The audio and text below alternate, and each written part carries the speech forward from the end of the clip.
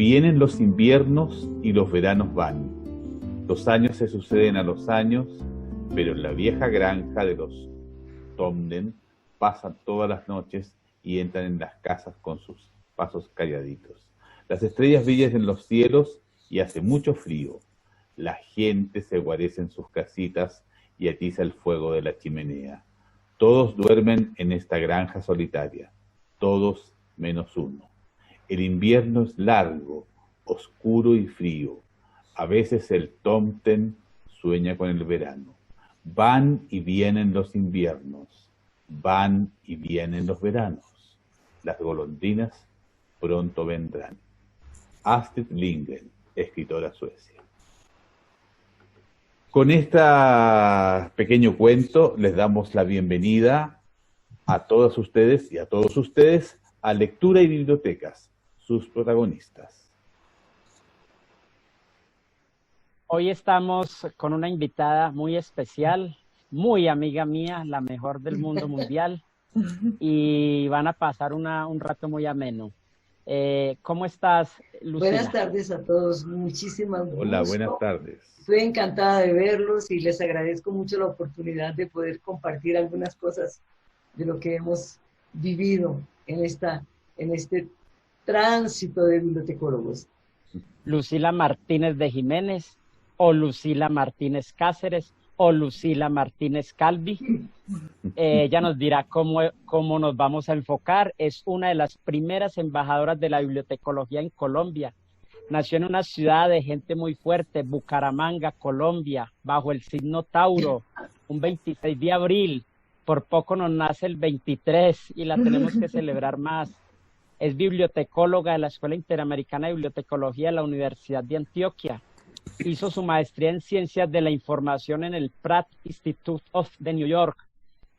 Tiene una especialización lato sensu en Innovación y Difusión Tecnológica, Universidad Católica de Petrópolis, Brasil. Tiene también cursos diversos de actualización en derechos humanos, derechos de autor y propiedad intelectual, desarrollo infantil de 0 a 6 años, desarrollo sostenible, desarrollo territorial e innovación social, metas do milenio del 2007 al 2017. Ha sido asesora en temas de bibliotecas especializadas. Recuerdo mucho su asesoría a una biblioteca que queríamos mucho en Medellín, que era una fábrica de pinturas, Pintuco. Es bibliotecaria del Instituto para el Desarrollo de Antioquia, Colombia, IDEA. Fue jefe de procesos técnicos de la Biblioteca Nacional de Colombia, directora de bibliotecas públicas en Colombia y coordinadora de esa misma red en este país, homóloga nacional experta UNESCO, secretaria nacional del Centro Regional para el Fomento del Libro en América Latina, CERLAL. Ha sido además autora, coautora, escritora fantasma, ¿cómo suena eso de bueno? Editora e impresora de libros y películas, narradora de cuentos, vendedora de sus productos, colecciones y proyectos, gerente de su propia empresa y la de su marido, que fue el último que tuvo, negociadora de bancos, habla varios idiomas aprendidos para defenderse a brazo partido en los países donde llega, así que si nos habla un poquito mal el español, la vamos a perdonar. Tiene 3 hijos, le acaban de conceder el premio Luis Florén de Aceibi, que se lo dan como reconocimiento a la gran labor de los bibliotecarios egresados de la Escuela Interamericana de Bibliotecología. Tiene el entusiasmo de una chica de 2º semestre de universidad. Es una conversadora incansable, una motivadora inagotable. Para mí, la mejor amiga que cualquier ser humano pueda tener. Lucy, ¿te has sentido cansada alguna vez? Esa pregunta me la hacen hasta mis hijos siempre. Mami, ¿te acuerdas que eres humana? Porque dicen que los canso todavía a mis 72 años. Y ellos a sus 44 y 46. Y no es posible, me dicen. Claro que me he sentido muchas veces cansada, pero llevo una vida con mucho entusiasmo, tal vez es, y con muchas ganas de vivirla intensísimamente todos los días. No importa dónde estoy, ni cómo estoy, con quién estoy, siempre muy intensa. Lucy, vamos a entrar en unos temitas. Hola. En tu infancia, ¿qué lugar tuvo el libro? Mira, yo crecí en un área rural, los primeros hasta los 5 años. Entonces, el libro mismo no había mucho, pero había tres cosas muy interesantes. Mi papá, un gran lector, él era agrónomo, y el tipo leía todos los días el periódico de punta a punta. Entonces, para mí es una imagen de infancia, que el periódico se lee de punta a punta, hasta los clasificados. Era muy interesante, y él esperaba que los hijos también lo leyéramos. Entonces había turno para leer el periódico. Bueno, y había que dejarlo dobladito.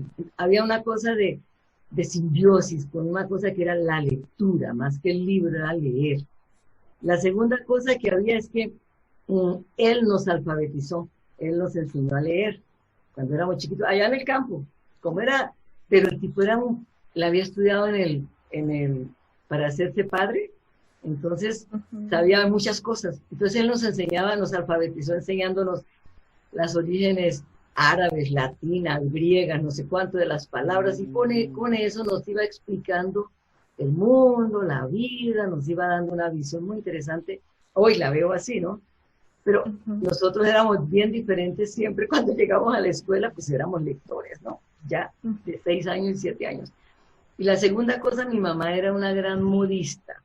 Hacía vestidos de novia, lo más linda, súper creativa. Ella no hablaba ningún otro idioma más que español, pero ella siempre tenía en su estudio de modistería revistas en alemán. ¿Se acuerdan de la revista Burda? Claro. Entonces me crecí con la Burda gorda, pesada, que olía delicioso a papel especial. Entonces había un contacto siempre con una cosa interesante: leer, informarse, conocer las cosas, no importa el idioma. Y eso nos quitó el miedo a los idiomas. Todos los hijos siempre tenemos una aproximación interesante, y especialmente mis hijos, por ejemplo, todos hablan 4 o 5 lenguas, pero porque le creamos también ese hábito en casa. Pero yo lo aprendí de infancia. Y la tercera cosa, que es lo que más me ha gustado y me ha servido en la vida, es que él nos insistía en que hay que saber leer el mundo. Y esa historia era magia para nosotros, porque leer el mundo era salir a caminar con él.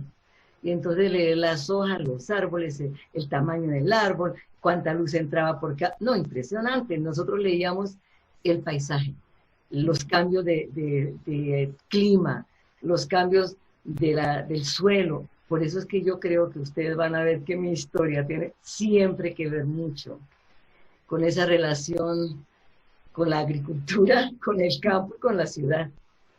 Entonces, pero no había un libro específico. Ya después, él detestaba las cartillas. Había unas cartillas viejas que eran Charlie y no sé cuánto, ¿se acuerdan?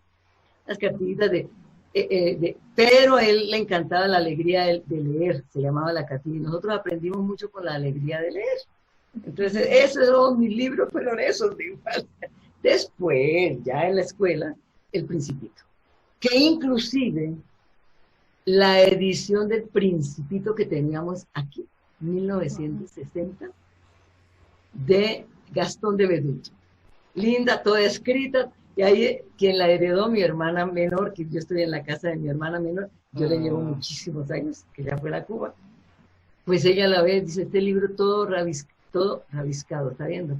Todo rayadito y todo eso, y está con mi letra en las páginas de que yo tenía unas páginas de clave para marcar los libros, claro. Entonces el libro de infancia era muy eso, era más que todo la lectura. Por eso ustedes me preguntan siempre, y las personas, ¿por qué es que se enfoca más en la lectura? En parte por eso. Lucila, yendo un poquito más adelante, ¿cuáles han sido tus autores preferidos, tus autores de cabecera, los que tienes en tu escritorio? Eso es una pregunta tan difícil siempre, porque yo he vivido en muchísimos países, entonces en cada país que llego, yo por disciplina por un lado y por entender un poco la cultura de aquel país donde vivo, yo me obligo a leer los autores de aquel país. Entonces es extremadamente difícil decir, mire, es aquel, dependiendo del periodo. Si les cuento, por ejemplo, en ese último periodo en Brasil, claro, pues, montones de brasileros, pero como ando en el mundo de esa visión holística de la vida y todo eso, uno de los autores que estoy en ese momento así muy feliz de la vida leyendo es un físico. Y el tipo no está escribiendo literatura, pero para mí está escribiendo magia. Él escribe y se llama La física para poetas, y los poetas somos nosotros, la gente común. Vale la pena asistirlo. Y ya creó encima del libro, creó un programa de televisión, que unos cursos, se llama así, Física para Poetas. Ustedes no imaginan cómo me ayuda él y esos libros de él y toda esa locura de él para promover lectura. Es fantástico. Entonces, dependen, es muy difícil. Es evidente que gente como García Márquez es evidente, pero es que son tantos, no. Es pecado mortal decir este o aquel. Dependiendo del país, varía. Yo viví en Francia un tiempo también, y evidentemente me metí de cabeza en la literatura francesa y así. Pero es muy complicado decir un libro o un autor. Entonces yo me voy a meter en un problemita con usted, Lucila, porque igual al escucharla nos nace ese interés de saber cuál es ese libro, quizás de literatura, que usted admira. Bueno, yo continúo hasta hoy, inclusive trabajando con adultos y con niños, con El Principito. Es increíble, pero nunca lo largo. Y el otro, El Quijote. Parece increíble, pero me fascina también. Y para mí es actualísimo, y cada cuento, cada historia, es un momento de poder compartir con las personas cómo el mundo, el mundo somos los seres humanos los que lo construimos. Y las locuras de los seres humanos han estado el tiempo todo. Creo que el Quijote es el más presente para mí. Así. Yo te acabo de complicar la vida entonces. Un libro que hayas comenzado a leer y no hayas terminado, por X o Y razón, posiblemente inclusive porque no te haya gustado. Honestamente, eso sí no me acuerdo. No, me costó mucho trabajo, por ejemplo, leerlo seguido, La Divina Comedia, libros así. Era casi que demoraba 4 meses, 6 meses en retomar. Pero más que todo ese tipo de libros clásicos, pero me encantan, ¿no? Yo adoro la época griega, adoro la época, ¿sabe?, medieval de muchas cosas. Me encanta ir atrás de la historia más antigua.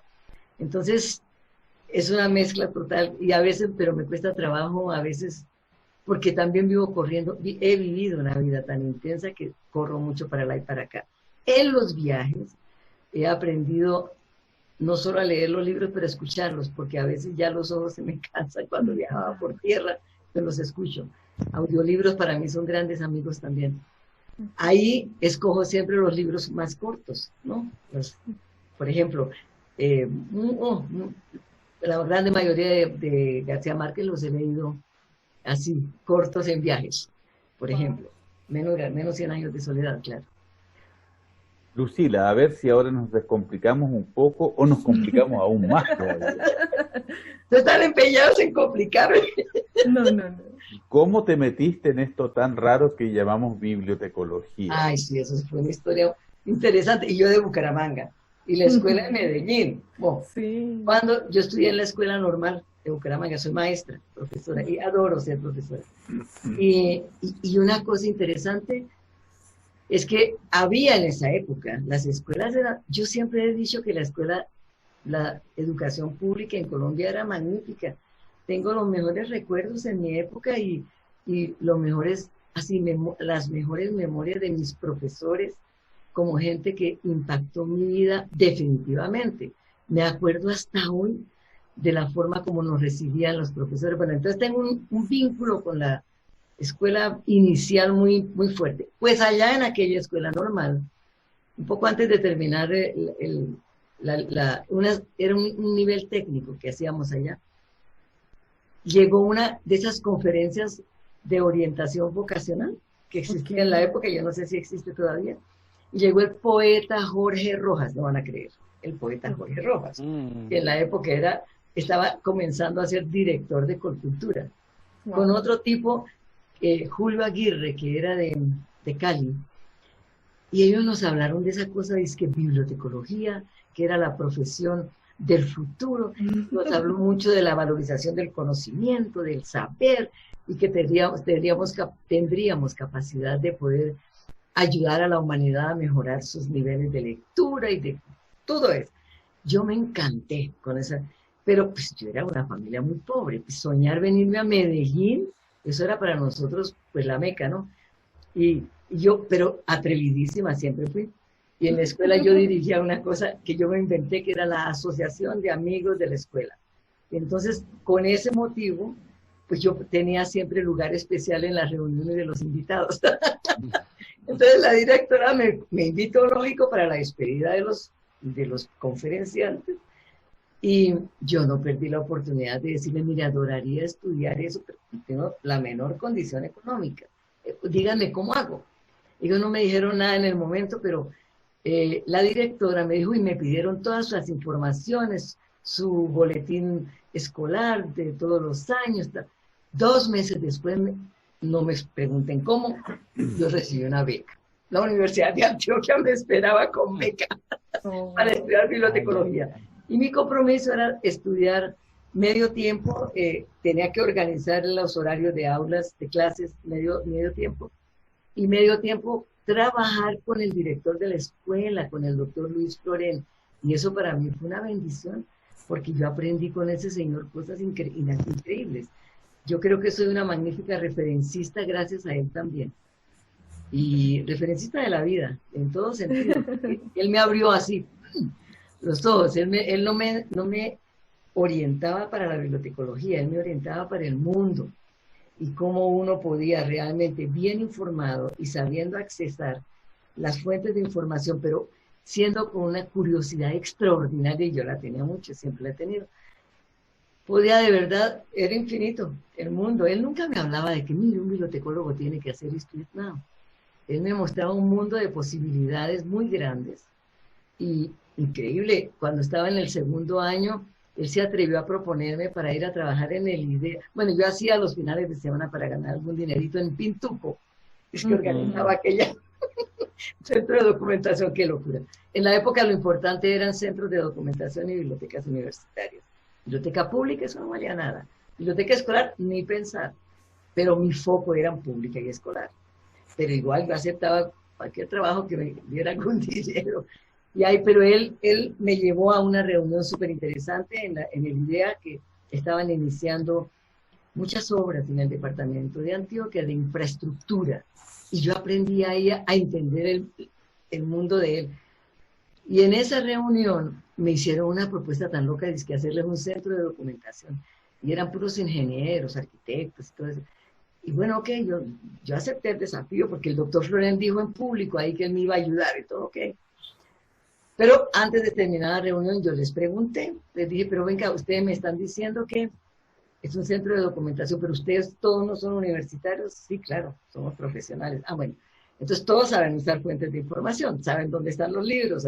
Entonces hay que organizar los que necesitan aquí. Pero yo pregunto, ¿y qué va a pasar con la gente que ustedes les van a quitar sus propiedades, van a abrir carreteras, puentes, van a tener que vender a precio de nada sus casitas o sus finquitas?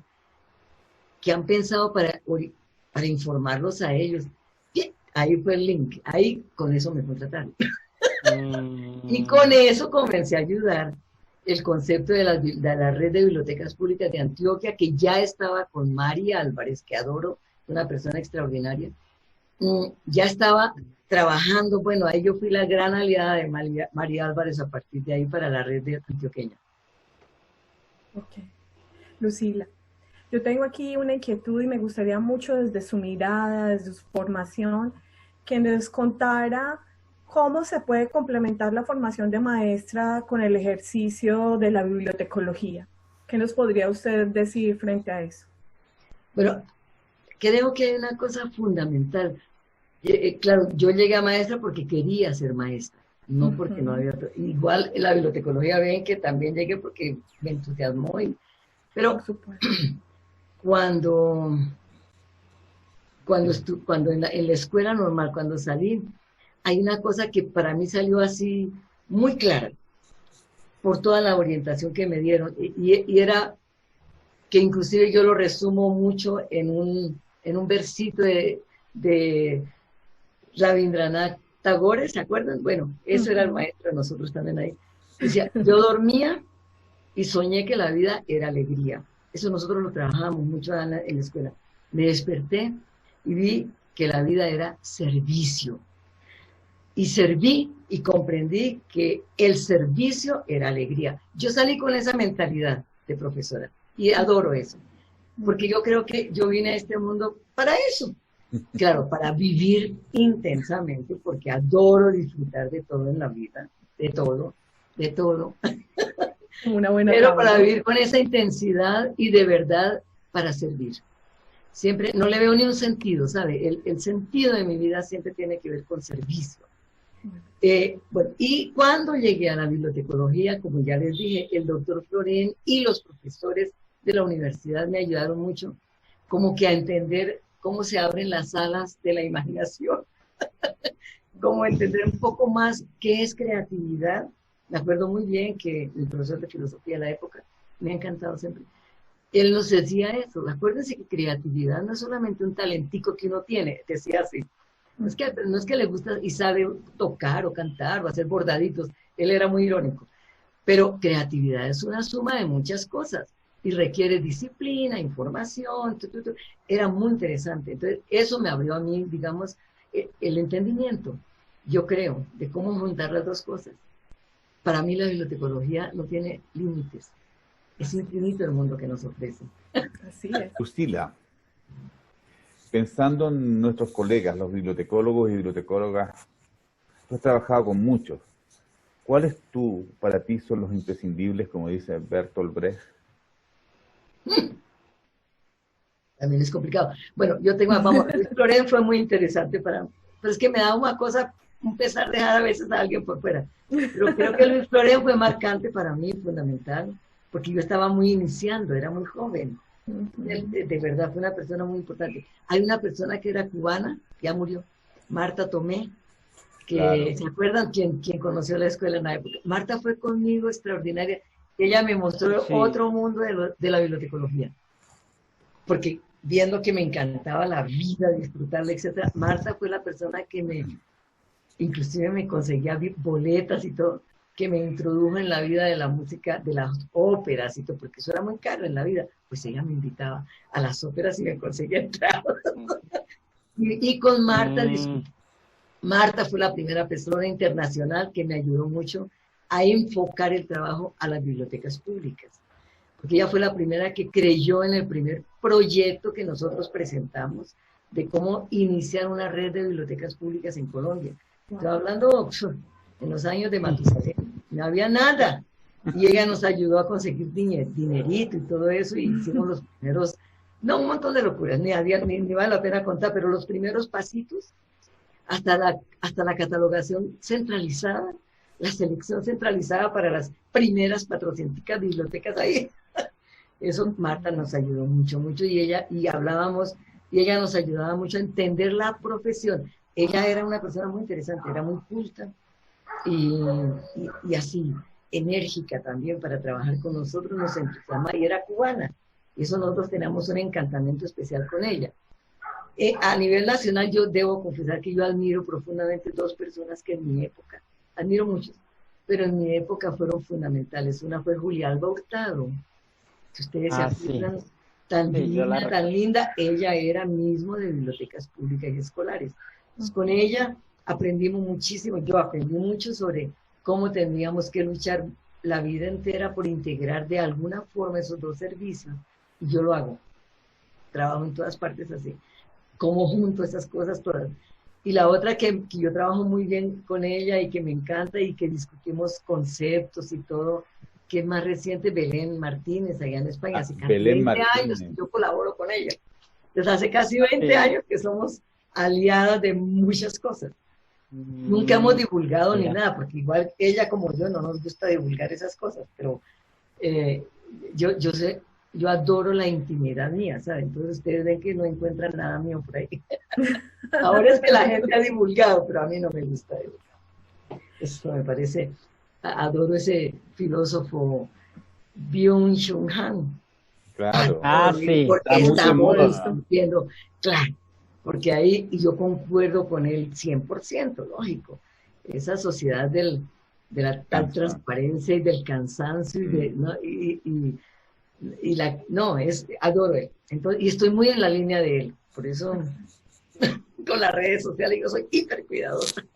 Maravilloso.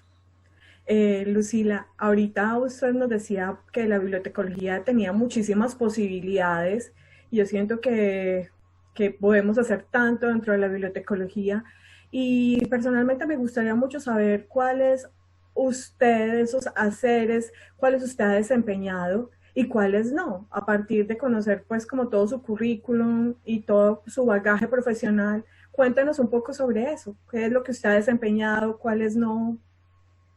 Sí, quizá por haber comenzado esa historia trabajando de hecho, especialmente en el IDEA y después en Colcultura, y ya me enfoqué desde el comienzo en sistemas, redes, en capacitar gente de esos sistemas y redes, en procesos de cada vez racionalizar a selección y adquisición de materiales, esas cosas, ¿no? Quizá me enfoqué más. Yo nunca trabajé de hecho así de sentarme a clasificar, catalogar. Fuera en mi empresa sí que yo era la editora y todo eso, tenía que hacer esos trabajitos también, pero así profesionalmente, bueno, hay una cosa interesante también. Cuando terminé, después de la IDEA, yo fui a trabajar al Centro Regional para el Fomento del Libro en América Latina y Caribe.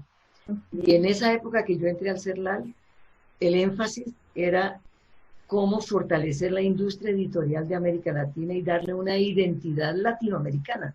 Y yo trabajaba mucho con eso, pero con mi llegada le dimos check, el vuelco así total, para enfocarnos en políticas nacionales del libro, de la lectura y de los derechos de autor. Entonces yo me recorrí esa América Latina toda y seguí el trabajo que Álvaro Garzón ya había comenzado.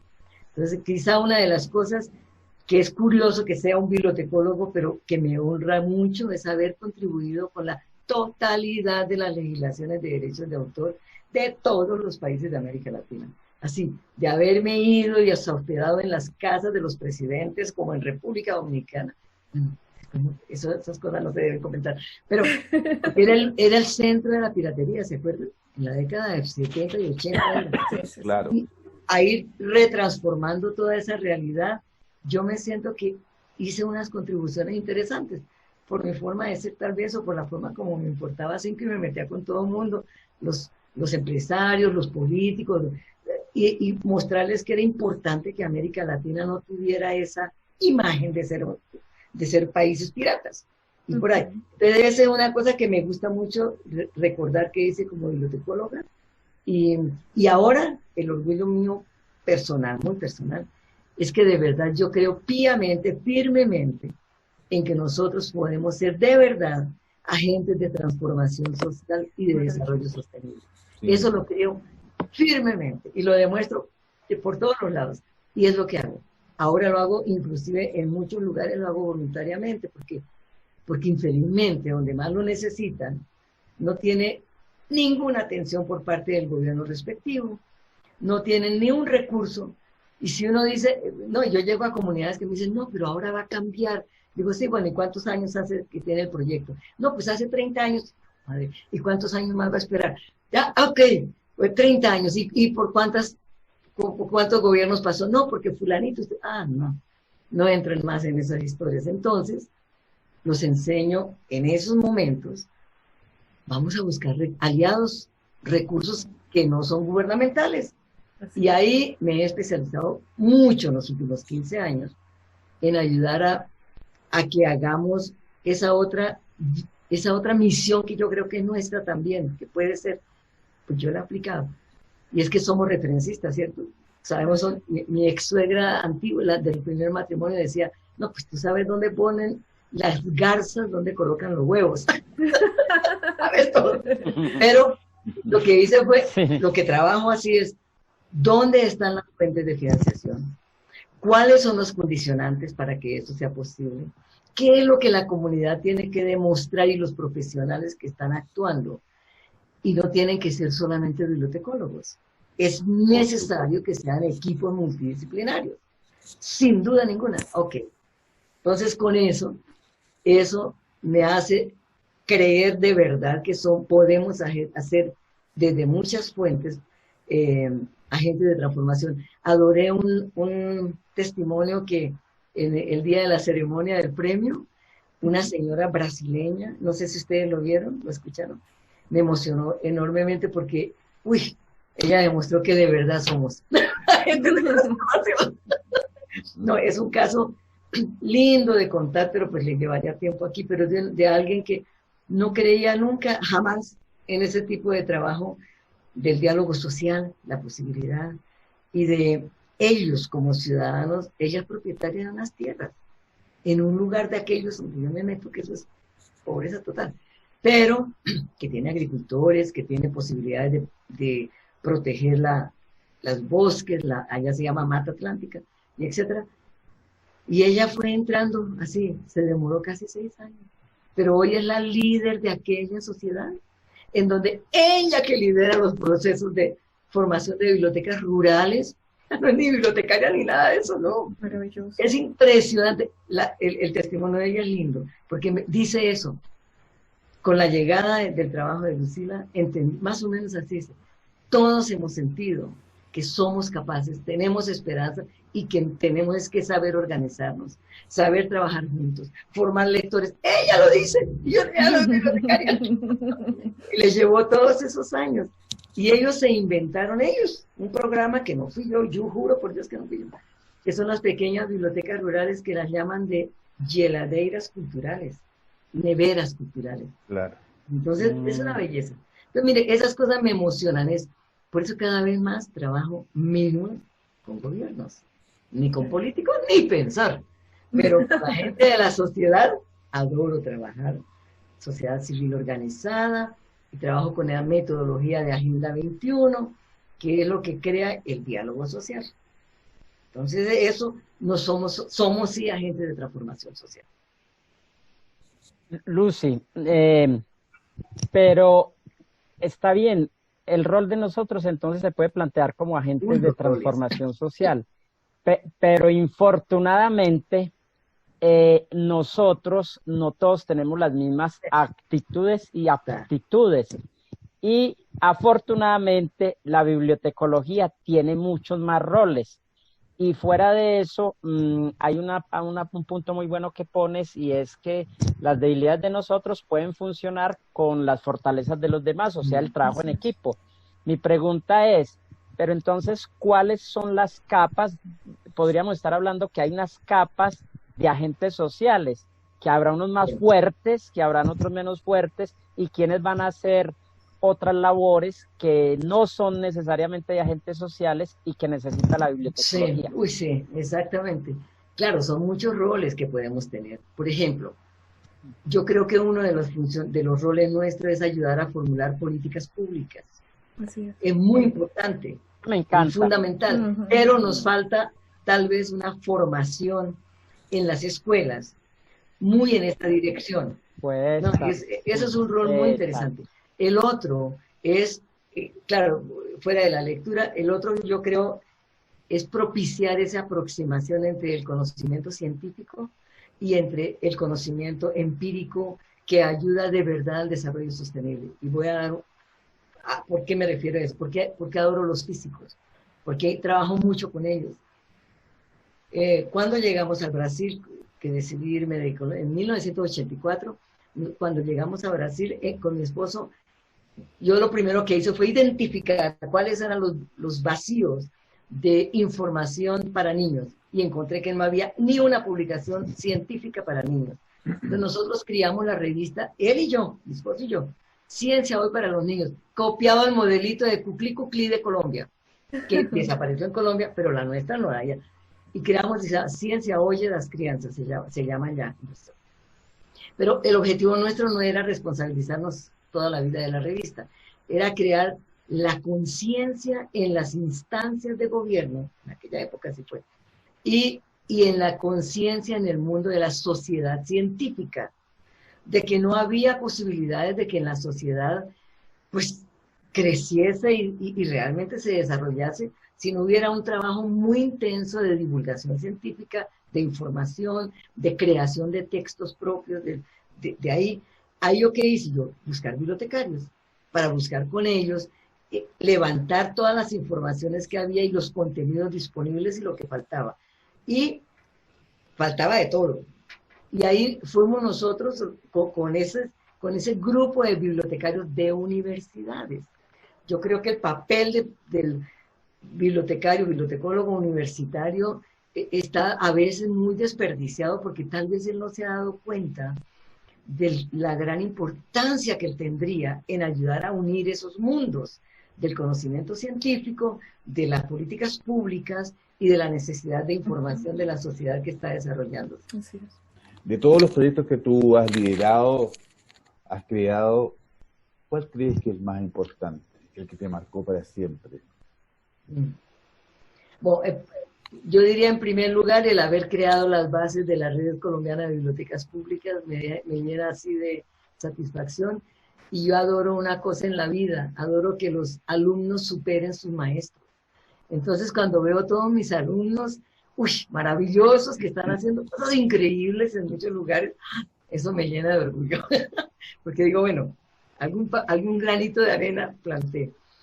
Y la otra cosa es tal vez estar dando esa orientación que vengo dando hace mucho tiempo, de que una prioridad grande para desarrollar cualquier territorio tiene que ser crear ambientes favorables a la lectura, a la escritura y a la oralidad. Y insisto en la oralidad porque nuestras culturas, nuestros pueblos, pobrecitos, la mayoría de la gente que está en situación muy difícil, una de las cosas más graves que uno encuentra es la autoestima de ellos por los suelos. A mí me encanta cuando llego y pasados unos 6 meses de nuestro trabajo en aquella comunidad, la gente te mira a los ojos, sonríe, no le da vergüenza hablar y comienza a comunicarse. Bueno, pero a mí yo creo que hoy por hoy, esas son las cosas que más satisfacción me dan en ese trabajo en las comunidades, ¿saben? Ustedes me imaginan. Sí, oyéndote hablar, son muchos los logros. Valdría la pena preguntarnos por alguna frustración en temas como en cualquier tema, ahora siendo bibliotecóloga. ¿Cuál ha sido tu mayor frustración? Yo generalmente no soy así, no me frustro de casi nada porque yo no creo expectativas.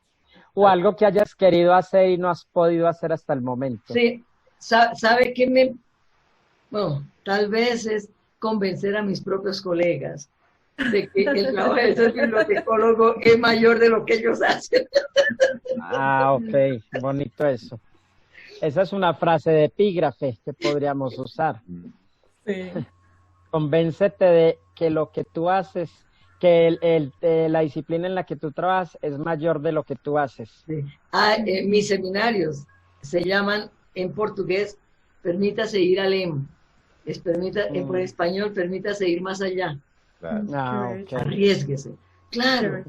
Eso quizás es la única cosa que yo miro a mis colegas y les digo, por ejemplo, ha sido maravilloso estar estos meses aquí con la pandemia, porque he reencontrado montones de mis colegas antiguos y muchos de ellos están jubilados. Entonces yo les pregunto, ven acá, ¿y qué estás haciendo? No, estoy jubilado. Pues sí, ¿qué estás haciendo? No, nada. ¿Cómo así? Yo creo que uno no tiene derecho a no hacer nada. Claro, una cosa es el ocio creativo, que yo lo adoro. La contemplación, yo la adoro, pero yo no me vería no haciendo nada, no, pero amor de Dios. Y además somos privilegiados en el mundo, porque tuvimos oportunidad de estudiar, de aprender, de ir a una universidad, de tener, sabe, tantas cosas. ¿Cómo así que se da el derecho en la vida de no hacer nada? Y el mundo necesitando tanto. Pues eso creo que no les ha gustado a muchos, pero pues es con mucho cariño y todo. Pero sí, por amor de Dios, si tenemos energía, tenemos experiencia, pues ¿cómo no compartimos? Eso no, a mí no me cabe en la cabeza, ¿no? Que no es trabajar, es vivir.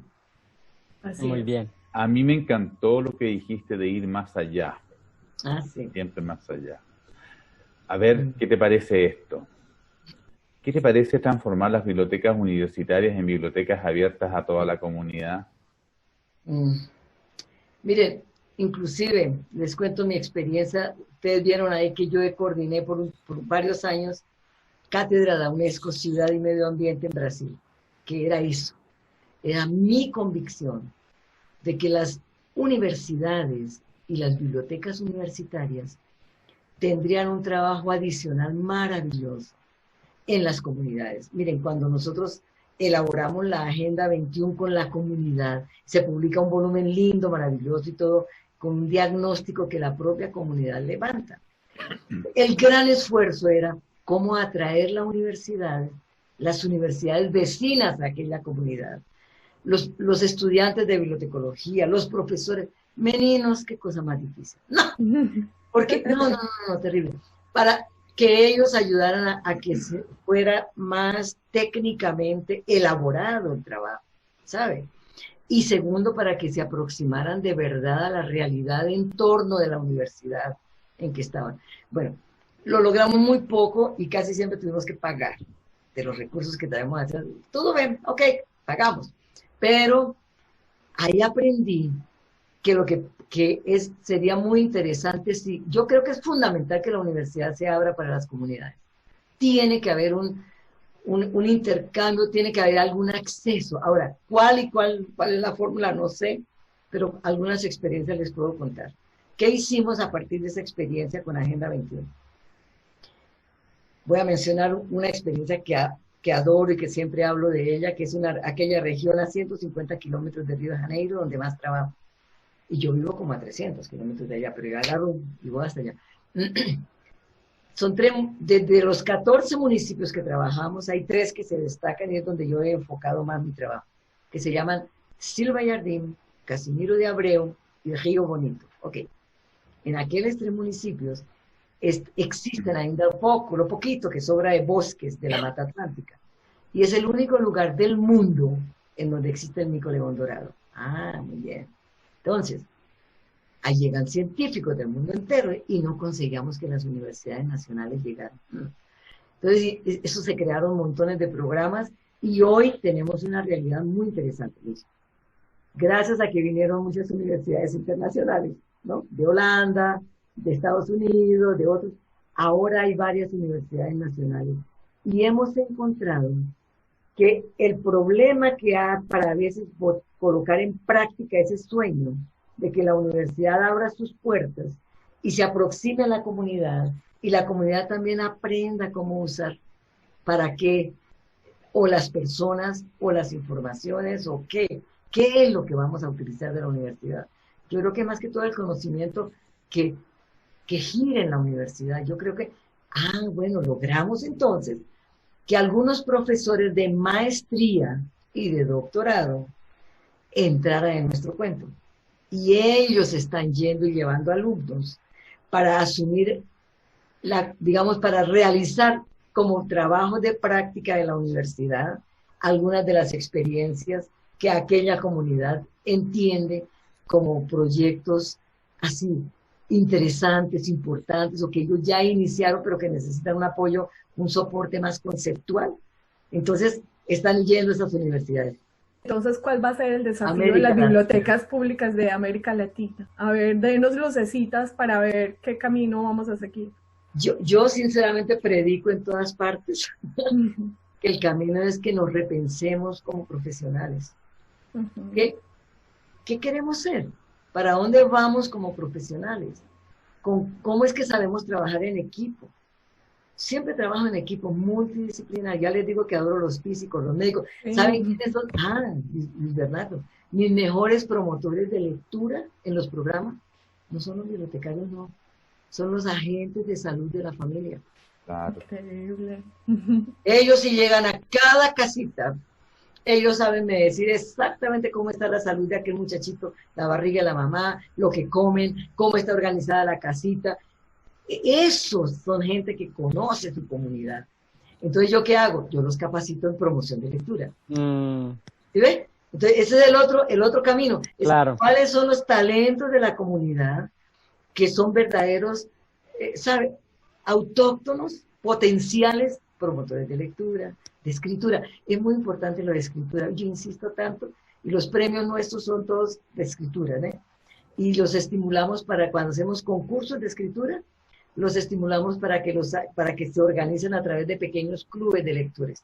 Entonces nuestros pequeños clubes de lectores son así, 5 personas, 6 personas, son pequeñitos, pero porque son sobre temas muy puntuales que al concurso del año aquel va a ser necesario. Por ahí, son estrategias simples, pero son de verdad de trabajo con comunidad.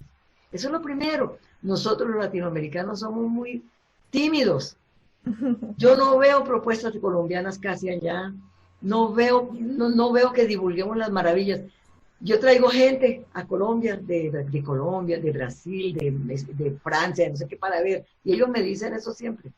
Dice, ¿cómo es posible que belleza? Adoran venir a Colombia. Las llevo al eje cafetero. Luis Bernardo me ayudó también cuando los llevé aquí a Antioquia, etc. Pero todo me dice, pues ¿cómo así que ustedes no divulgan eso? Nos falta, y eso es bibliotecario. Deberíamos ser la gente que coloca la boca en el trombone. Sobre lo que hacemos en las bibliotecas. Aquí se llamaría poner el huevo y cacarear. Eso, Claro. eso mismo. Solo ponen el huevo y quedan callados.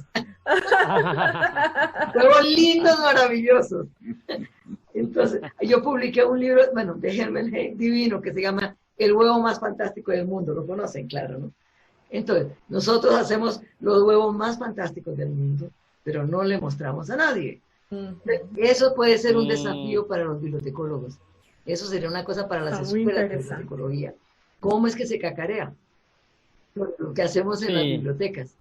Entonces, eso de divulgar y de dar a conocer debería ser una función de IFLA. Pero no lo veo. Ellos me van a decir que sí, espero que no.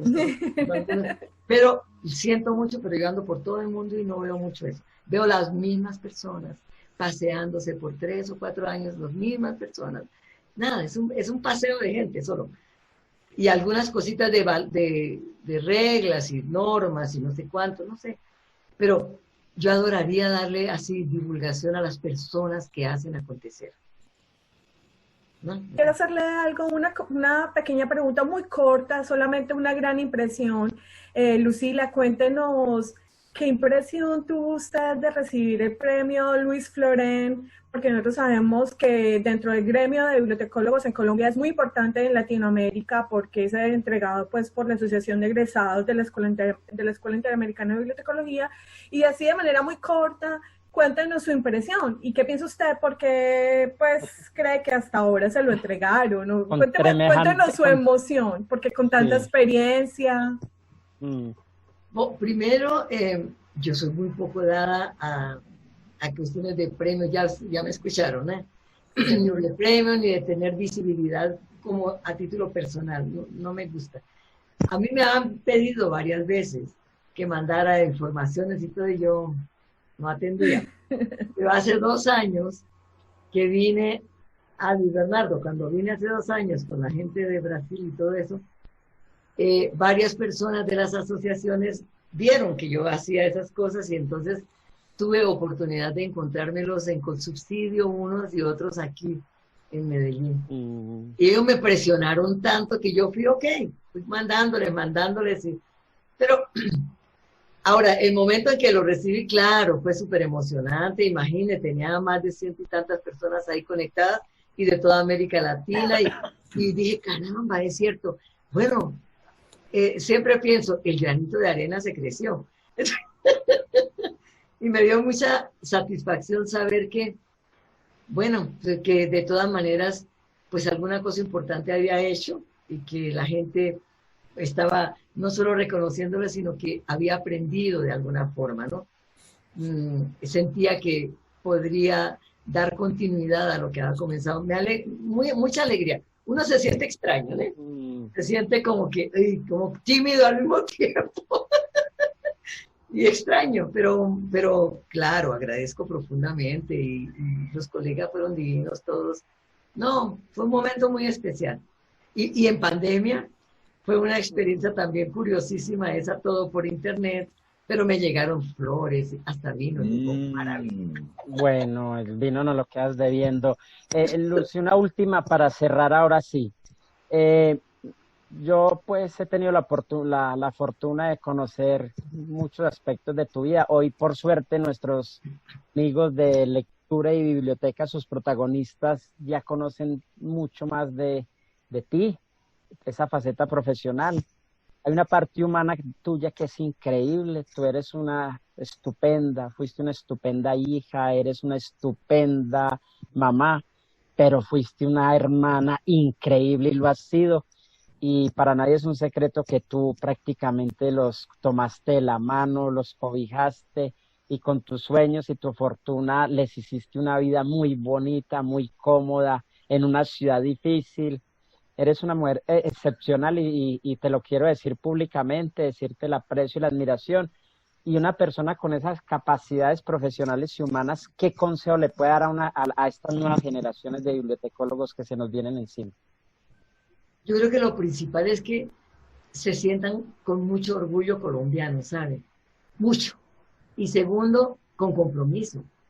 Yo creo que lo principal de ser cualquier tipo de profesión, pero bibliotecólogo, es que tenemos un compromiso muy grande, muy serio, porque tenemos condiciones, capacidad e información de ayudar a este país a ser un país maravilloso. Yo es cierto que he vivido fuera del país y yo podía tener hoy pasaporte italiano, mi esposo era italiano o brasileño. Jamás me ha interesado, ni por aquí se me ha pasado siquiera cambiarme de nacionalidad colombiana, claro que no. Y todos me decían, pues ¿cómo así? Prefiere que en los aeropuertos la paran, le ponen el perrito al lado, no me importa. Pero los que me ponen el perrito al lado se dan cuenta que no todos somos del mismo gremio de los que tienen que ponerle el perrito. Entonces, creo que los profesionales lo que les recomiendo es, gente, sean orgullosos de Colombia, hagan por Colombia alguna cosa, no pasen la vida impunemente. Y segundo, sean latinoamericanos. Yo me siento en cualquier país de América Latina como en mi casa. Realmente siento que es una región extraordinaria, adoro, me siento muy identificada y siento el mismo compromiso en todas partes, ¿saben? Y sin miedo, que no tengan miedo, tengan mucha curiosidad y el mundo, vuelvo y digo, nuestras posibilidades de ayudar son infinitas. Depende del grado de compromiso que tengamos. Lucila, para cerrar este conversatorio, ¿qué significa haber sido la compañera de Jan Calvi, un hombre con unas relaciones impresionantes en el mundo de la ilustración y una colombiana, bibliotecóloga, dama, en un mundo aparentemente machista, sin la fama de él? ¿Qué significó estar allí a su lado? Fue quizá una de las experiencias más gratas que yo tengo de la vida toda. Ha sido fascinante, realmente no solamente por el amor que nos unió, sino por lo que significó ese respeto mutuo a lo que cada uno de nosotros significaba profesionalmente y en la vida, ¿sabes? Creo que nosotros logramos ser grandes compañeros el uno del otro. Él admiraba, porque claro, yo era por muchos motivos, y yo lo admiraba profundamente y lo admiro, y es una cosa tan interesante. Él se murió hace 4 años, pero para mí es como si no se hubiera muerto, ¿sabes? Entonces construimos una vida de mucho compañerismo y teníamos objetivos comunes, entendiendo que no podíamos pasar impunemente por la vida. Entonces significó más una oportunidad de sembrar muchas cosas, desde árboles. Nosotros juntos plantamos 1.500 árboles en nuestro terreno, que están hoy lindos, maravillosos, y sus cenizas están allá, y jardines y todo eso, construir juntos una casa muy bella, etc. Pero construir, pues hicimos juntos más de casi 300 libros, de todo tipo. ¿Hicimos en qué sentido? Los hicimos mismos, físicamente, algunas veces escritos por nosotros, otras veces por terceros, pero casi siempre ilustrados por él. Totalmente. Pero también significó vivir un mundo de fantasía que nunca imaginé, con grandes autores próximos a nosotros, compartiendo amistad, viajes loquísimos en Europa, en Estados Unidos, en Connecticut, en Nosa. con Morton Schindler, con Tommy Unger, el Tommy de Paola, Maurice Sendak, y así por ahí. Otro montón de esos autores. Entonces fue realmente wow. Solo puedo decir gracias a la vida, ¿sabe? Lucy, muchas gracias. Con esta última respuesta despedimos Lectura y Bibliotecas Protagonistas, Muertos de Envidia. Muchas gracias a Enrique Ramos desde Santiago de Chile. Enrique, te despides. Muchas gracias, Lucila, ha sido maravilloso, ha sido una tarde encantadora. Eres una gran persona, te amamos desde ahora ya. Ay, tan lindo. Muchas Paola gracias. Quintero desde Canadá. A Lucila, todos mis respetos, gracias por llevar en alto nuestra profesión y es un gran referente para la mujer dentro de la bibliotecología. Hoy me siento muy orgullosa de conocerte un poco mucho más y saber que nos has llevado tan alto. Lucila, te despides. Muchísimas gracias a ustedes, para mí ha sido encantador también conocerlos a los dos y estar más un tiempito con mi amigo Luis Bernardo. Espero que podamos encontrarnos en Brasil, pero que antes también nos encontremos otras veces para hablar de otros asuntos. Así es. Bueno, yo, Luis Bernardo Yepes Osorio, desde el Retiro, Antioquia, Colombia, despido otra de las emisiones de nuestro programa y no se pierdan la próxima entrega. Hasta pronto. Adiós. Chao.